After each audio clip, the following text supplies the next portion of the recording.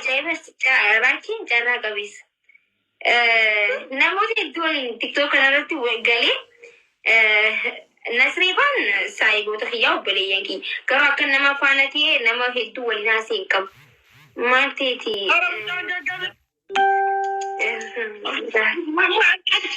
Qoy carra qabeessa sitti maal jechuu barbaaddeeti naan galli qoy kan namni jedhe dhugaa.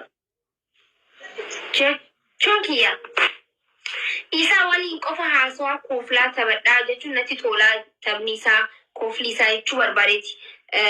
Innis nama dandeettii nama kofalchiisuu qabu. Yeroo hunda maakii kophaan kunillee baay'ee ulfaataa si galee.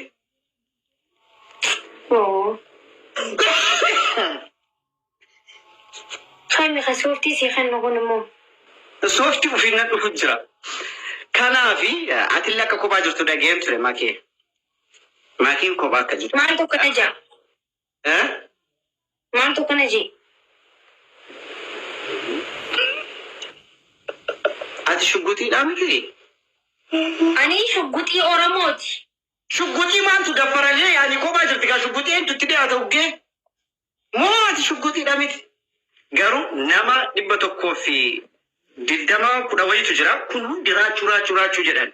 Anyway, sana maraachuu ta'e baachuu ta'e I don't care for that about my questions that. Simi.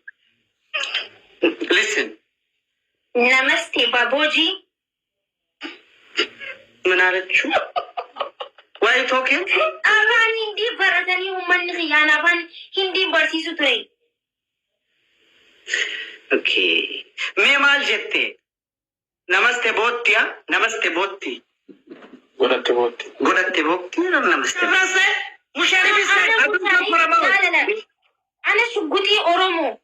Wait. Shugguxii maaliif qawwee mintoofiin taa'e? What? Maal? Ana mushaayiza gaaffii akkana. Yani musheer maal jechuudha garuu ifama wajjin musheer jechaati fanaaf godhe. Garuu raachuun kuni ani kanaan galle raachuu jedha. Raachuun kuni maaliif maakii mana baankii dalagaa bariin beekati. Mana maalii dalagaa? Mana baankii keessa hojjeta raachuun. Mana baankii keessa dalagaa raachuun. Namni mana baankii dalagu immoo daash raguutaa isin warra jala jirtan. Haa.